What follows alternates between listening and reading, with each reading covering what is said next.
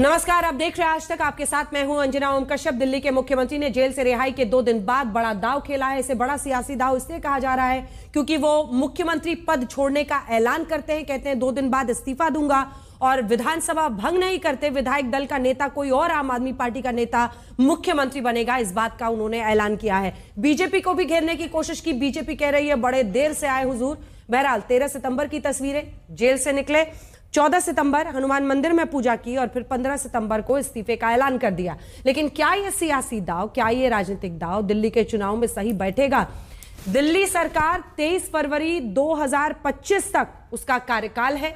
उसके पहले चुनाव होकर नए सरकार का गठन होना है। लेकिन अरविंद केजरीवाल मांग कर रहे हैं कि नवंबर के महीने में जो कार्यकाल है महाराष्ट्र और झारखंड का, नवंबर के महीने में ही शुरू में ही चुनाव होकर वहां पर सरकार बननी है। आप महाराष्ट्र और झारखंड के साथ यहां पर चुनाव कराइए। जल्दी से आपको सुना देते हैं अरविंद केजरीवाल ने क्या कहा। आज मैं आपकी अदालत में आया हूं, जनता की अदालत में आया हूं। आपसे पूछने के लिए आया हूं, क्या आप केजरीवाल को ईमानदार मानते हो कि गुनहगार मानते हो?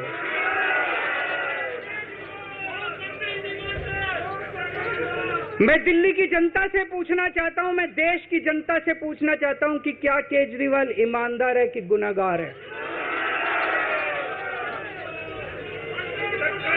दोस्तों, 2 दिन के बाद, आज से 2 दिन के बाद मैं सीएम की कुर्सी से इस्तीफा देने जा रहा हूं।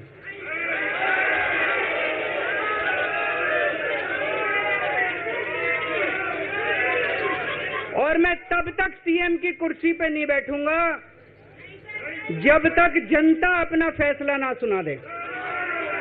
मैं जनता के बीच में जाऊंगा, गली गली में जाऊंगा, घर घर में जाऊंगा, और जब तक जनता अपना फैसला ना सुना दे कि केजरीवाल ईमानदार है, तब तक मैं सीएम की कुर्सी के ऊपर नहीं बैठूंगा।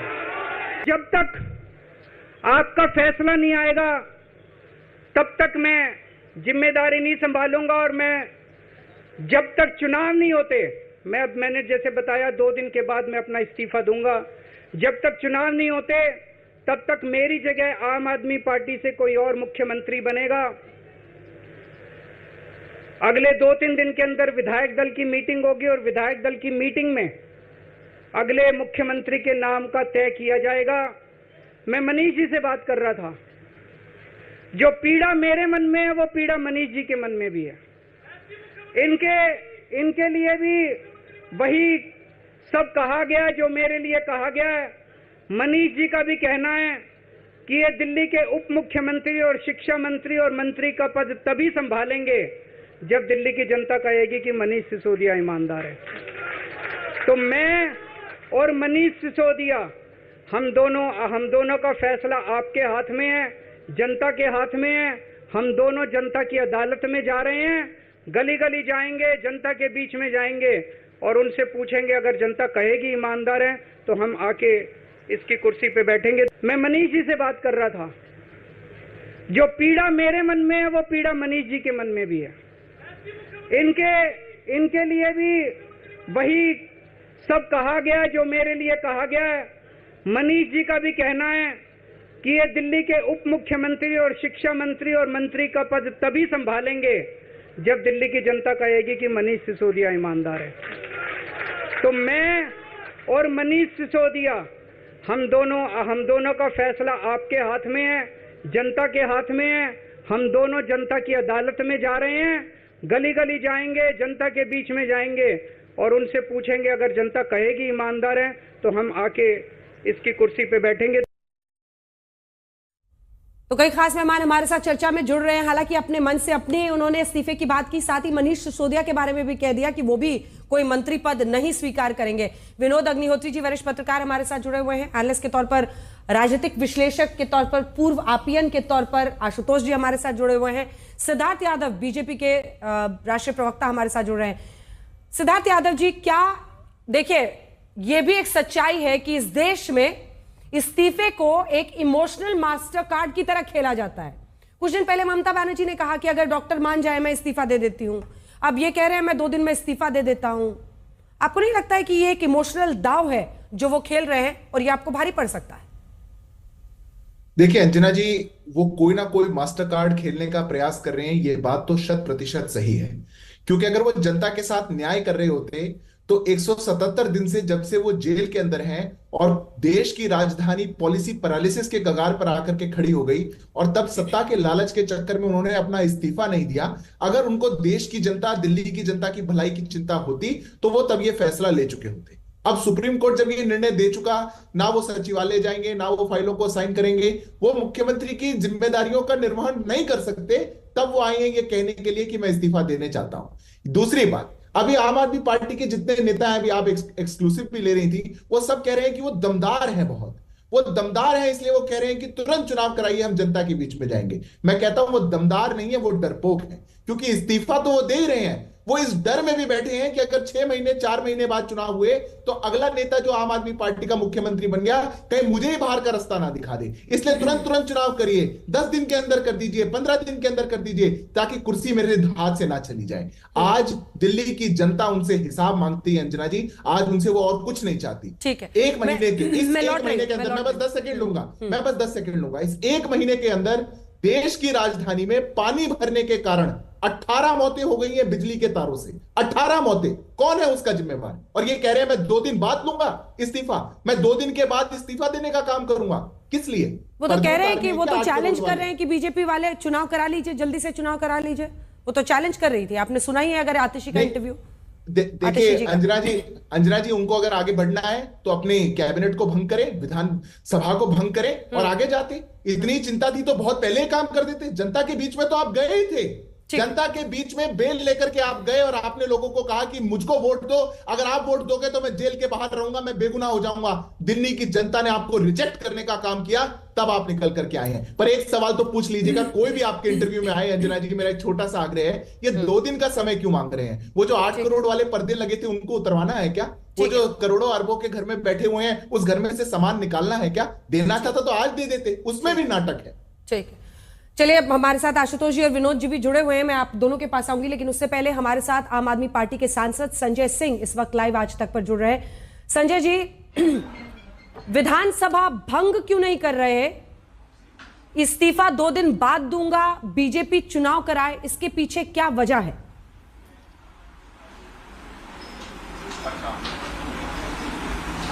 देखिए, पहली बात तो यह कि भारतीय जनता पार्टी की जो मंशा थी, जो खरीद फरोख्त का प्रयोग उन्होंने खोखा खोखा करके महाराष्ट्र में किया, कर्नाटक में किया, मध्य प्रदेश में किया, अरुणाचल उत्तराखंड में किया, वो प्रयोग अरविंद केजरीवाल जी ने अपने जज्बे और हौसले से ध्वस्त किया और फेल किया।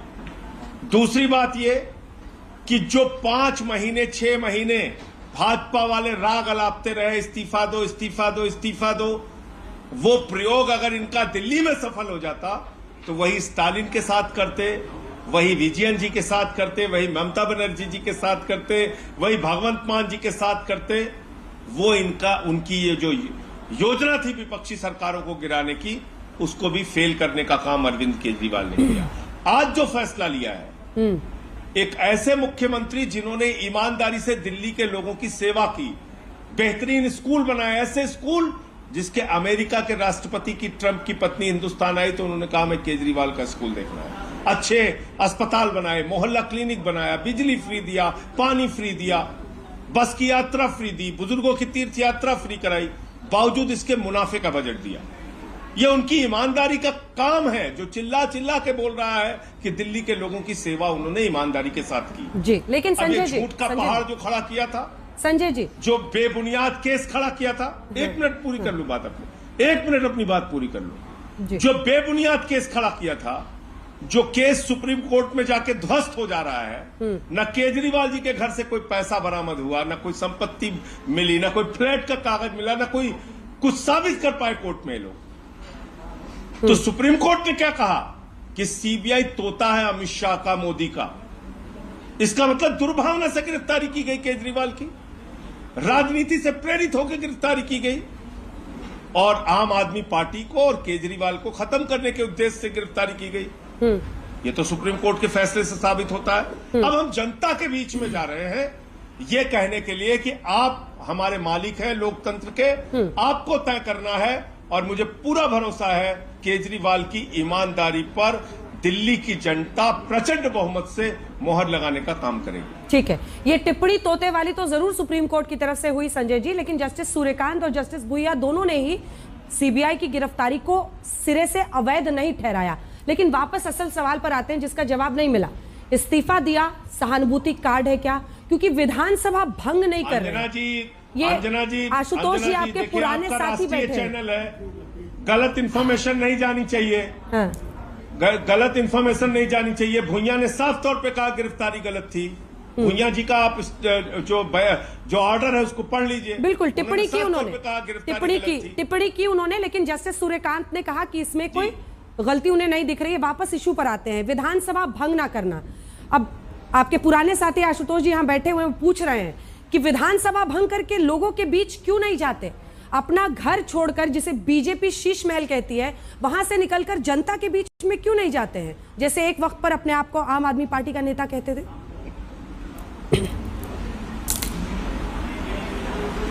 देखिए, ये भारतीय जनता पार्टी है।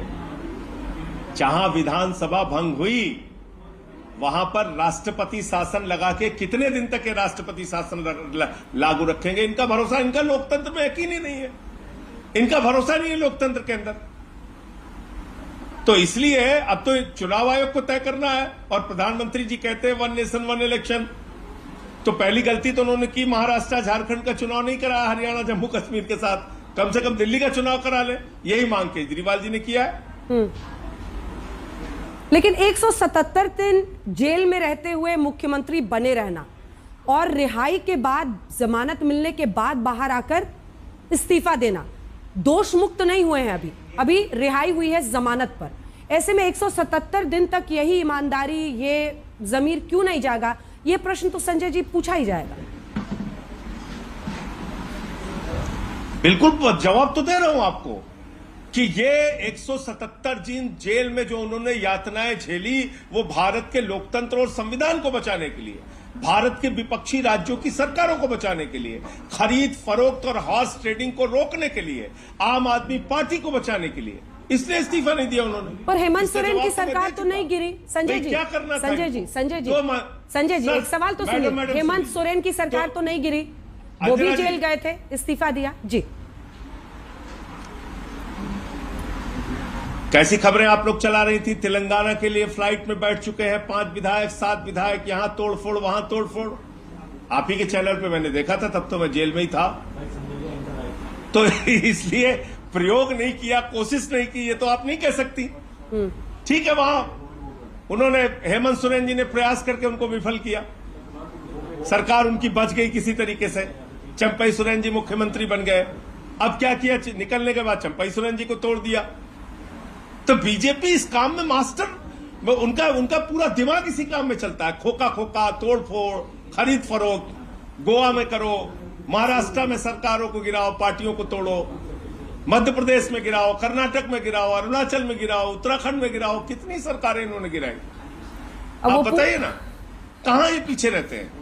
अच्छा, आम आदमी पार्टी के चंपई सोरेन कौन बनेंगे? को तोड़ लिया, मान लीजिए एक विधायक को तोड़ लिया।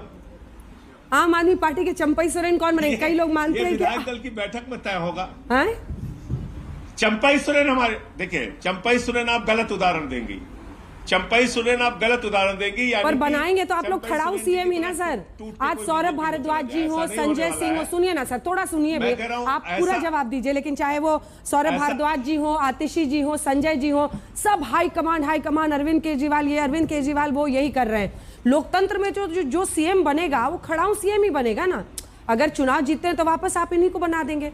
तो ऐसे में लोग कह रहे हैं आतिशी जी एक महिला है, उनको बनाया जा सकता है। सबसे ज्यादा उन पर भरोसा भी है अरविंद जी को। 15 अगस्त पर तिरंगा भी लहराने के लिए उनको बोले थे। घर उनके नाम पर अलॉटेड है, मनीष जी रहते हैं। ऐसे में उन्हीं को बनाया जा सकता है। फिर महिला मुख्यमंत्री को हटाकर अरविंद जी बनेंगे अगर चुनाव जीते जी। पहली बात तो ये कि अपने नेता, अपने नेतृत्वकर्ता, अपने संगठन के अगुआ के प्रति हर व्यक्ति को ईमानदार रहना चाहिए। इसमें कोई बुरी बात नहीं है। कोई संस्था हो, कोई संगठन हो, कोई पार्टी हो, जो आपका नेतृत्व करता है उसके साथ मजबूती से खड़े होना चाहिए।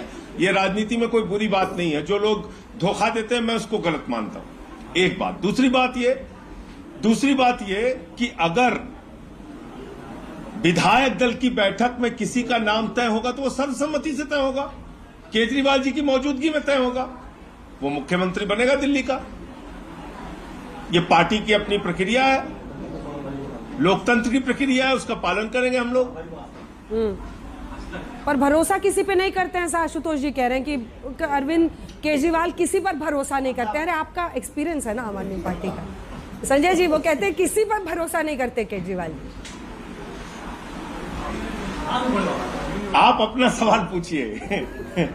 मैं जान रही थी आप इसका जवाब नहीं देंगे। जी को बीच में मत लाइए, आप अपना सवाल पूछिए। कहाँ करते हैं सर? आप पर भी बहुत भरोसा नहीं करते हैं। अभी तक तो ऐसा ही लग रहा है कि अब आतिशी जी, और एक वक्त ऐसा था जब आतिशी जी एकदम साइडलाइन हो गई थी, और जो मेरी जानकारी है उसके मुताबिक योगेंद्र यादव जी उनको लेकर आए थे, वो जब पार्टी से साइड हुए तो इनको भी दरकिनार कर दिया गया। फिर जब सारे जेल पहुंच गए तो उन पर भरोसा जताकर उनको सबसे ज्यादा मंत्रालय दिया गया। 10 साल में पार्टी को राष्ट्रीय पार्टी बनाने का काम केजरीवाल जी ने किया, पूरे देश में संगठन का विस्तार किया, इतने कार्यकर्ताओं को जोड़ा, इतने लोग एमपी एमएलए मिनिस्टर बने। तो अगर सब पे विश्वास नहीं करते, जोड़ते नहीं, तो शायद आज ये स्थिति नहीं होती आम आदमी पार्टी। चलिए अब सुधांशु त्रिवेदी जी आपकी बात का जवाब दे रहे हैं। एक प्रेस कॉन्फ्रेंस उनकी तरफ से। इंटरव्यू 1-to-1 ही रहेगा, आप बने रहिए। इंटरव्यू 1-to-1 ही रहेगा। इंटरव्यू 1-to-1 ही रहेगा। सुनिए क्या कह रहे हैं सुधांशु जी। और उसके बाद उनकी नई राजनीति कहीं कहीं पर बहुत विडंबनापूर्ण और दुखद भी लगती है। शराब घोटाले में जब इन पे आरोप लगा था तो दिल्ली में दारू का दरिया बहाने वाले लोग महात्मा गांधी की समाधि के ऊपर जाकर शपथ लेने का ढोंग कर रहे थे, जबकि महात्मा गांधी का जो जन्मदिन है 2 अक्टूबर पूरे देश में ड्राई डे होता है। इससे बड़ा मजाक क्या हो सकता है भारत की राजनीति में कि शराब घोटाले के आरोपी गांधी की समाधि पर, और आज भगत सिंह जी से तुलना कर रहे हैं। आपको याद हो पहले भी जब इन लोगों ने भगत सिंह जी की फोटो लगाई थी तो भगत सिंह जी के परिवार की तरफ से भी आपत्ति आई थी। और मुझे लगता है कि शहीद आजम भगत सिंह जैसे लोगों की, और जिन लोगों ने देश के लिए बलिदान दिया, उनकी आत्मा जहां भी होगी स्वर्ग में उन्हें बहुत कष्ट हो रहा होगा। ये वही देश है जिसके लिए राणा प्रताप ने घास की रोटी खाई, जिसके लिए रण में कूदी रानी लक्ष्मीबाई, जिसके लिए भगत सिंह ने फांसी गले लगाई, इसलिए कि एक भ्रष्टाचार का आरोपी गुनहगार आज उनके नाम का उपयोग करे। इसके द्वारा एक सजाए याफ्ता मुख्यमंत्री ने, मैं कह सकता हूं कि शहीद आजम भगत सिंह जी की प्रतिष्ठा को धूल में मिलाने का काम किया है। यह आपत्तिजनक है, भर्त्सना योग्य है और पीड़ादायक भी है। फिर मैं पूछना चाहता हूं कि आप बाहर आए हैं तो जेल में रह के तो आपने इस्तीफे की बात की नहीं, बाहर आके इस्तीफा देने की बात क्यों हो रही है? और ये 48 घंटे बाद की बात क्या है?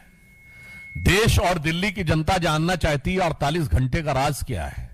ये 48 घंटे में क्या क्या सेटल करना है, क्योंकि आप देश के पहले मुख्यमंत्री बने हैं जो सर्वोच्च न्यायालय के द्वारा प्रतिबंधित है कि आप कार्यालय नहीं जा सकते, कोई फाइल नहीं साइन कर सकते, जिस मुद्दे में आप आरोपी हैं उस पर बयान नहीं दे सकते। भारत के इतिहास में कोई ऐसा उदाहरण नहीं होगा कि मुख्यमंत्री के ऊपर यह प्रतिबंध हो, उसके बाद भी 48 घंटे किस चीज के लिए चाहिए? सरकारी काम तो कर नहीं सकते, तो कौन सा निजी काम है, कौन सी ऐसी निजी चीज है जिसके लिए आप 48 घंटे की मोहलत मांगने की कोशिश कर रहे हैं? और हम यह भी कहना चाहेंगे, जब केजरीवाल जी ने इस्तीफे की बात की तो हम यह कह सकते हैं कि यह उनके जुर्म का इकबालिया बयान हो गया। यानी आपने मान लिया कि आप पे जो आरोप थे वो इस लायक हैं कि आप पद पे नहीं रह सकते, अर्थात आपके आरोपों की स्वीकारोक्ति है जब आपने त्यागपत्र की बात कही। दूसरी बात,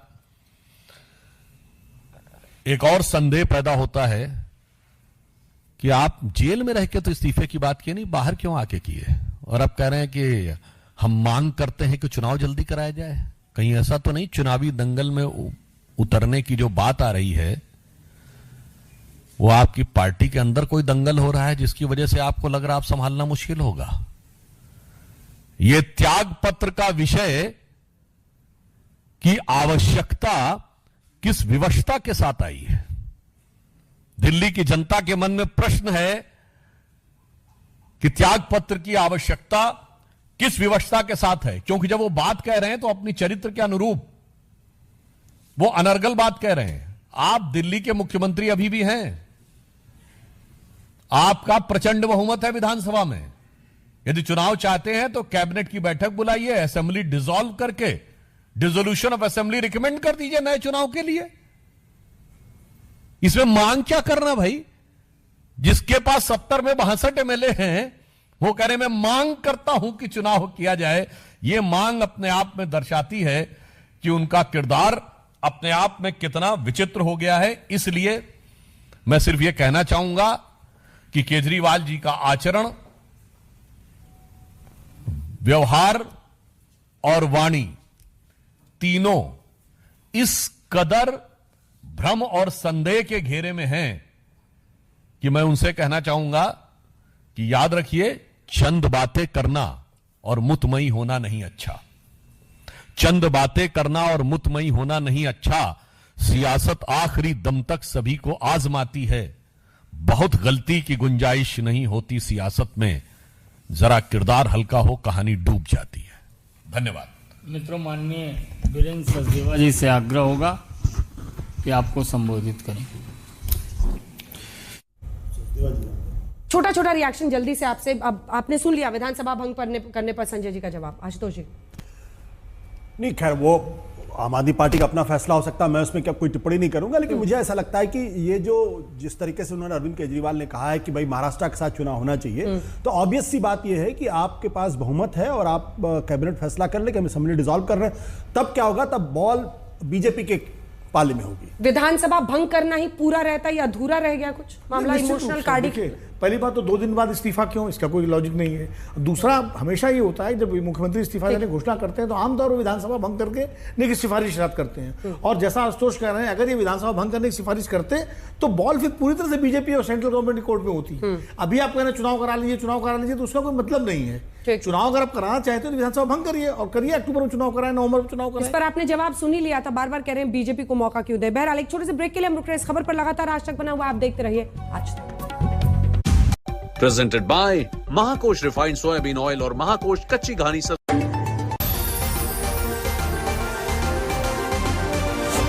आज जब पीढ़ियों के लिए बनने वाले घर की हो तो जिम्मेदारी बड़ी हो जाती है। गैलेंट समझता है ये जिम्मेदारी। अब